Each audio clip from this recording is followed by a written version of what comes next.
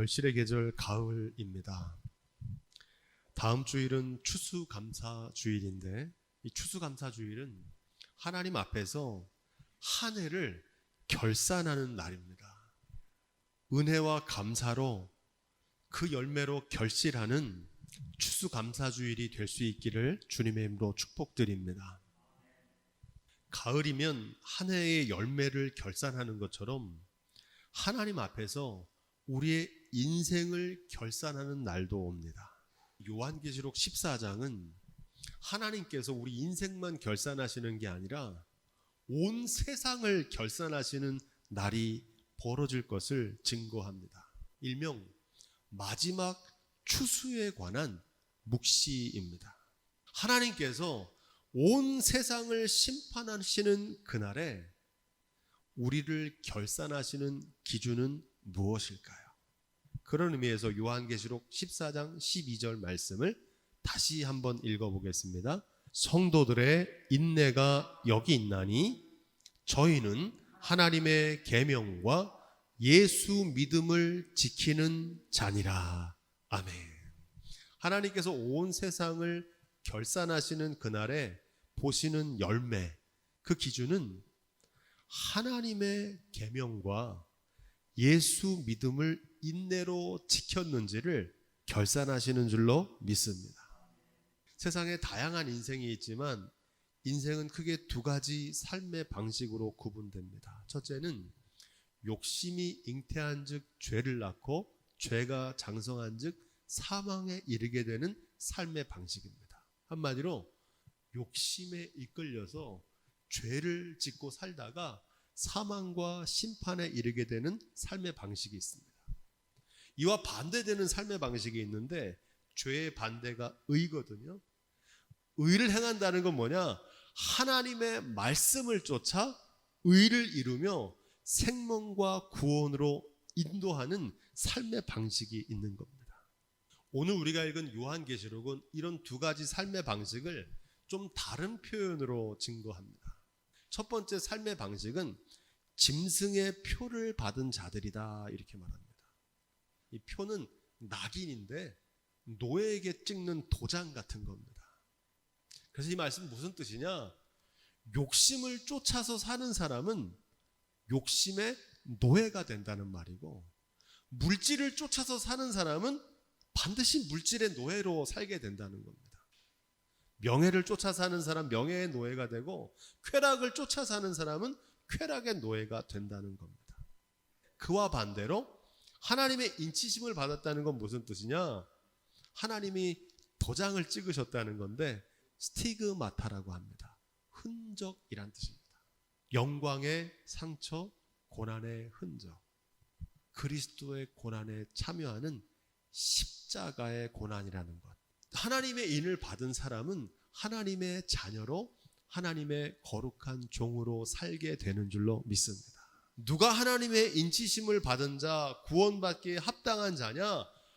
하나님의 계명과 예수의 믿음을 끝까지 인내하며 지키는 자. 나도 내 몫에 된 십자가를 지고 주님을 따라야 되는 겁니다. 그래서 고난의 상처와 흔적이 있는 사람, 그 고난의 상처가 하나님의 인치심이라는 겁니다. 이 하나님 앞에서 결산하는 그날에 대해서 이 사도 바울은 로마서 2장 5절로 16절에 이렇게 증거합니다. 하나님께서 각 사람에게 그 행한 대로 보응하시되, 여기서 행한다는 것은 몇 가지 행위를 말하는 게 아니라 삶을 말합니다. 말씀대로 준행했는지 그렇지 않은지, 참고 선을 행하여 영광과 존귀와 썩지 아니함을 추구하는 자들에게는 영생으로 하시고, 오직 당을 지어 진리를 쫓지 않고 불의를 쫓는 자들에게는 노와 분으로 하시리라. 그날에 악인과 의인을 판가름하신다는 겁니다. 그 기준은 뭡니까? 말씀대로 쫓아 행했는지 욕심을 쫓아 살았는지. 이 말씀이 이렇게 이어집니다. 악을 행하는 각 사람의 영에게 환난과 권고가 있으리니 첫째는 유대인에게요 또한 헬라인에게며 선을 행하는 각 사람에게는 영광과 존귀와 평강이 있으리라. 여기서 우리가 깊이 새기고 굳게 붙들어야 될 중요한 말씀이 나옵니다. 첫째는 유대인에게요. 또한 헬라인에게라. 유대인이냐 이방인이냐 이런 혈통으로 구분되는 게 아니라는 겁니다. 이는 하나님께서 외모로 사람을 취하지 아니하심이니라. 하나님 앞에서는 율법을 듣는 자가 의인이 아니라 오직 율법을 행하는 자라야 의롭다 하심을 얻으리니. 뭐라 그럽니까? 율법을 듣는 사람이 아니고 율법을 행하는 사람이 의인이라는 겁니다. 이와 같이 하나님이 예수 그리스도로 말미암아 사람들의 은밀한 것을 심판하는 그날이라 이렇게 말합니다. 율법을 듣기만 하는 사람인지 그 율법대로 쫓아 사는 사람인지를 심판하신다는 겁니다. 그러니까 오늘 요한계시록에 읽는 이 말씀을 사도 바울도 로마서에서 똑같이 증거하고 있는 겁니다.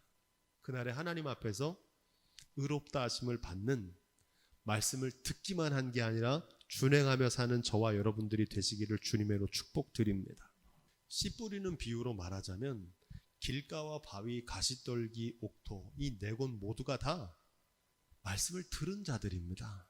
하지만 말씀을 들은 사람이 아니라 말씀을 듣고 지켜서 인내로 결실한 자들을 그날에 판가름하신다는 겁니다. 모래 위에 집을 지은 자와 반석 위에 집을 지은 자는 둘 다 집을 다 지은 사람들입니다. 집을 지었다는 건 둘 다 말씀을 들은 사람들입니다. 차이점은 어디 있습니까? 모래 위에 지은 사람은 말씀을 듣기만 했을 뿐이고 반석 위에 집을 지은 사람은 그 말씀을 듣고 준행했던 겁니다. 그 차이를 판가름하신다는 겁니다. 하나님의 심판대는 말씀을 들었는지를 판가름하시는 게 아닙니다. 말씀을 듣지 않는 사람들은 이미 심판을 받았어요. 마지막 하나님의 심판대에서 판가름하는 것은 말씀을 듣기만 했는지, 말씀대로 준행하며 살았는지, 십자가를 바라보며 살았는지, 내 몫에 대해 십자가를 지고 살았는지, 그것을 판가름하시겠다는 겁니다. 계시록 14장 13절 말씀입니다. 또 내가 들으니 하늘에서 음성이 나서 가로되 기록하라. 자금 이후로 주 안에서 죽는 자들은 복이 있도다 하시매 성령이 가라사대 그러하다. 저희 수고를 그치고 쉬리니 이는 저희의 행한 일에 따름이라 하시더라. 이 말씀은 한평생 예수님을 잘 믿고 살다가 죽음을 맞이하는 그 인생도 복되고 아름답지만 그런 인생을 말하는 게 아닙니다. 여기서 주 안에서 죽는 자라는 말은 우리의 목숨이 끊어지는 생물학적 죽음을 말하는 게 아니고 죽기까지 복종하는 삶을 말합니다. 하나님의 말씀에 죽기까지 복종하는 삶.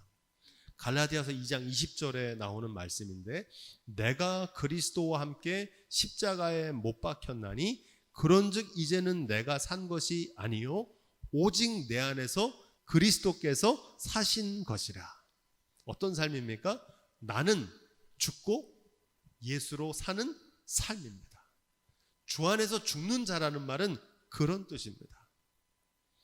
십자가에서 죽기까지 복종하신 예수님을 쫓아 나도 나의 삶에서 죽기까지 말씀대로 순종하는 믿음으로 사는 삶을 가리키는 겁니다. 그게 주 안에서 죽는 자들입니다. 한마디로 말하면 순교자적인 삶을 말합니다. 순교자는 단순히 목숨만 내놓는 사람이 아니고 말씀대로 준행하는 사람도 순교자와 같은 반열에 서 있는 사람입니다. 그래서 요한계시록 2장 10절은 이렇게 말합니다. 내가 죽도록 충성하라. 그리하면 내가 생명의 면류관을 내게 주리라. 그래서 여기서 주 안에서 죽는다는 말은 죽기까지 순종하는 삶을 말합니다. 이 말씀의 뜻은 요한복음 12장에서 더 분명하게 증거됩니다. 참고적으로 우리가 읽은 요한계시록과 요한복음은 같은 사람이 쓴 책입니다. 둘 다 사도 요한이 쓴 책이에요. 24절부터 26절은 이렇게 기록됩니다. 내가 진실로 진실로 너희에게 이르노니 한 알의 밀이 땅에 떨어져 죽지 아니하면 한 알 그대로 있고 죽으면 많은 열매를 맺느니라. 자기 생명을 사랑하는 자는 잃어버릴 것이요 이 세상에서 자기 생명을 미워하는 자는 영생하도록 보존하리라. 사람이 나를 섬기려면 나를 따르라. 나 있는 곳에 나를 섬기는 자도 거기 있으리니 사람이 나를 섬기면 내 아버지께서 저를 귀히 여기시리라. 여러분, 예수님을 따른다는 건 예수님 마지막에 어디로 올라가셨습니까? 십자가 위로 올라가셨잖아요. 십자가까지 따라가는 겁니다. 십자가 위에서 죽기까지 순종하신 예수님을 하나님께서 어떻게 하셨습니까? 다시 부활하게 하셔서 하늘로 승천하게 하신 줄로 믿습니다. 그것처럼 우리도 예수님을 쫓아 십자가의 죽음에 동참하면, 주님을 따르면 우리도 부활과 승리와 영광을 동일하게 허락해 주실 줄로 믿습니다. 그 말씀을 하는 거예요. 여기서 중요한 것은 십자가를 바라보고 사는 사람하고 십자가를 지고 가는 사람은 다른 겁니다. 십자가를 사랑하고 십자가를 바라보면 그 사람이 십자가를 지는 줄 알아요. 아닙니다. 십자가를 진다는 건 자기를 부인하고 그 말씀대로 죽기까지 복종하는 겁니다. 서로 사랑하라는 말씀을 알고 듣는 사람이 사랑하는 사람이 아니고 그 사랑을 실천하는 사람이 십자가를 지는 사람인 줄로 믿습니다. 입술로만 주여 주여 하는 사람이 아니고 말씀을 듣고 한 걸음 더 나아가서 말씀대로 준행하며 사는 사람입니다. 그 사람이 자기를 부인하고 자기 십자가를 지고 주님을 따르는 사람입니다. 하나님의 미랄로 썩어져서 지금 고난과 환난을 기꺼이 감수하며 인내하는 사람입니다. 나 주를 믿노라고 주 이름 부르나 문 밖에 세워두니 참 나의 수치라 하는 찬송이 있잖아요. 그런 찬송처럼 살지 않고 마음의 문을 열고 주님을 내 안의 주인으로 모시고 주님과 더불어 먹고 마시며 사는 삶을 구별하고 있는 겁니다. 요한계시록 14장 14절 16절 말씀 우리 쭉 읽어보겠습니다. 구름 위에 앉은 이가 낯을 땅에 휘두르매 곡식이 거두어지니라. 아멘. 오늘 우리가 알고 있는 이 말씀은 하나님께서 온 세상을 결실하는 날, 결산하는 날을 미리 보여주고 있는 겁니다. 알곡과 가라지를 판가름하시는 마지막 추수에 관한 묵시, 비전입니다. 구름 위에 앉으사 날카로운 낫, 이 한낫은 날카로운 낫이거든요. 예리한 낫을 들고 계신 분은 심판과 구원의 권세를 위임받으신 예수 그리스도를 가리킵니다. 그날에 주님께서 알곡과 가라지를 구별하십니다. 바라기는 저와 여러분들이 모두가 다 알곡이 되시기를 주님으로 축복드립니다. 결실을 해야 된다는 거예요. 그 결실하는 그날의 판가름하는 기준이 뭐라고 말씀드렸습니까? 오늘 배운 대로 하나님의 계명과 예수 믿음을 인내로 지켰는지 판가름하신다는 겁니다. 마태복음 13장 24절로 34절을 이 마지막 알곡과 가라지를 추수하시는 장면에 대해서 예수님께서 증거하십니다. 예수께서 그들 앞에 또 비유로 베풀어 가라사대 천국은 좋은 씨를 밭에 뿌린 사람 같으니 사람들이 잘 때에 그 원수가 와서 곡식 가운데 가라지를 덧뿌리고 갔더니 싹이 나고 결실할 때에 가라지도 보이거늘 집주인이 종들에게 와서 말하여 주여 밭에 좋은 씨를 심지 아니하였나이까? 그러면 가라지는 어디서 생겼나이까? 주인이 가로되 원수가 이렇게 하였구나. 종들이 말하되 그러면 우리가 가서 이것을 뽑기를 원하시나이까? 주인이 가로되 가만두어라. 가라지를 뽑다가 곡식을 뽑을까 염려하노라. 둘 다 추수 때까지 함께 자라게 두어라. 추수 때에 내가 추수꾼들에게 말하기를 가라지는 먼저 거두어 불사르게 단으로 묶고 곡식은 모아 따라해 보겠습니다. 내 곡간에 넣으리라. 아멘. 알곡과 가라지가 지금은 밭에서 함께 자라고 있다는 겁니다. 우리로 말하면 교회 안에 알곡도 있고 가라지도 있다는 겁니다. 알곡과 가라지는 모양이 똑같아서 지금은 알 수 없습니다. 그 사람이 말씀을 듣기만 하는지 아니면 말씀대로 준행하며 살기 위해서 애쓰며 살아가는 사람인지 알 수 없다는 겁니다. 왜 그 둘을 지금 내버려 두시냐? 혹시 알곡이 상할까봐 가만히 내버려 두신다는 겁니다. 하지만 그날의 마지막 추수 때에 주님께서 판가름하실 줄로 믿습니다.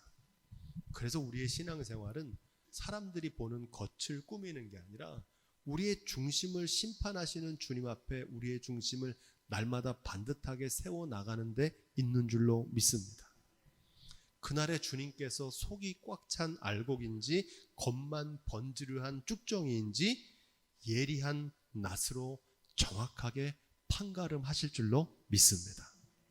요한계시록 14장 17절로 18절입니다. 또 다른 천사가 하늘에 있는 성전에서 나오는데 또한 이 한낫을 가졌더라.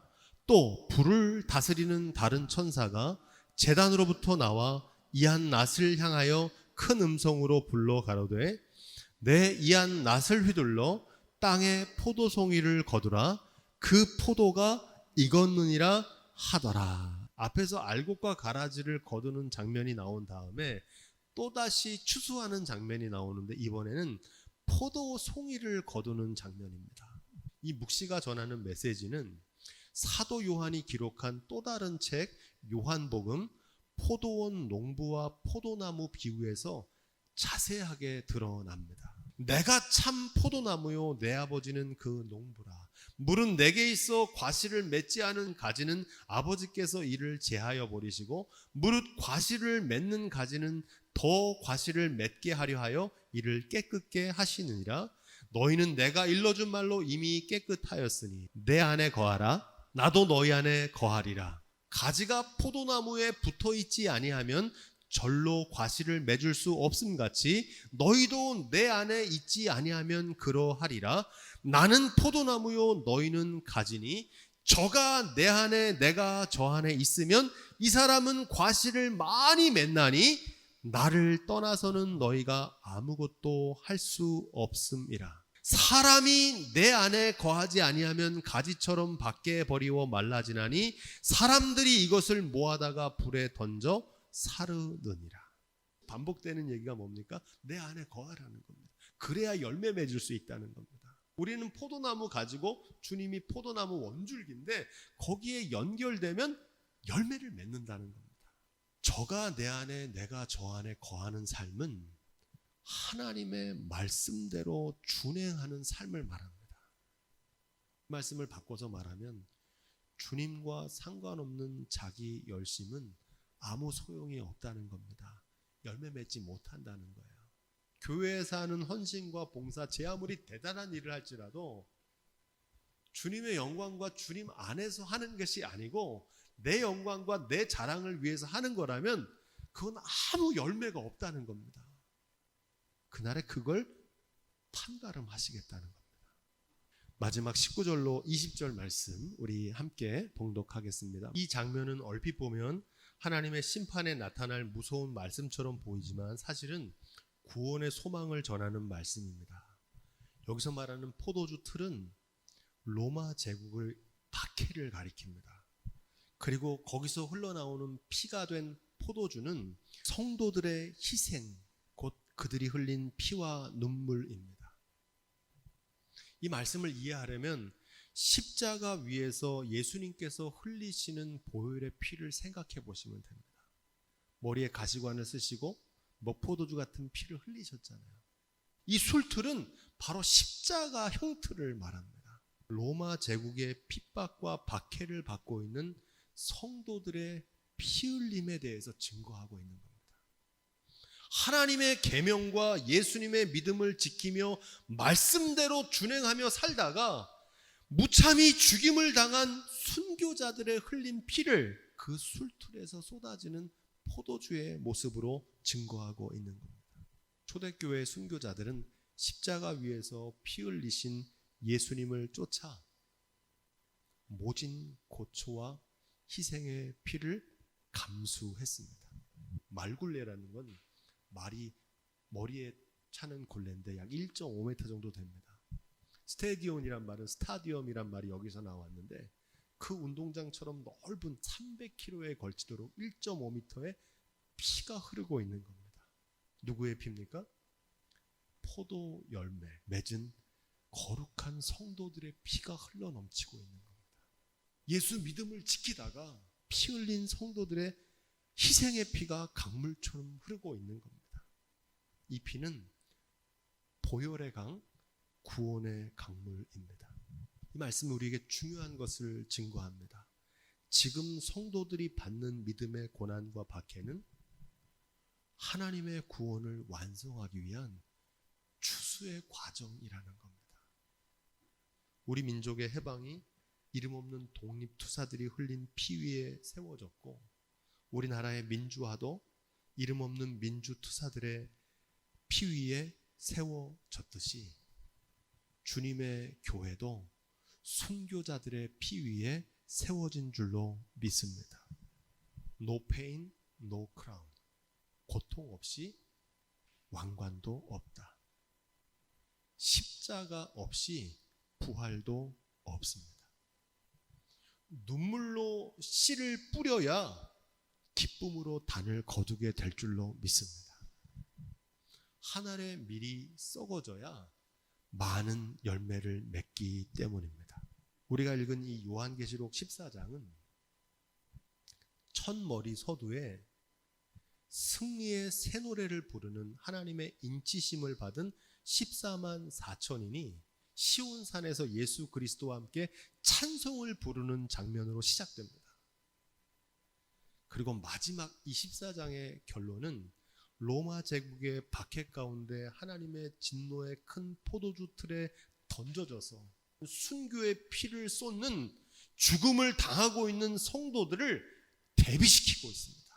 문학적으로 말하면 수미상관법에 의한 수미상응, 처음 나온 사건과 마지막 나온 사건이 서로 연관이 있다는 겁니다. 로마서 8장 18절에 나오는 대로 현재의 고난은 장차 우리에게 나타날 영광과 비교할 수 없도다.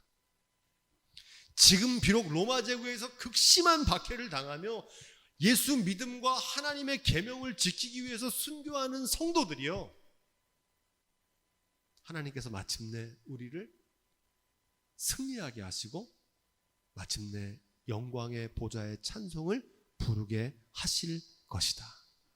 그러니 두려워하지 말고 말씀대로 준행하며 인내와 소망으로 최후 승리를 얻으라는 것입니다.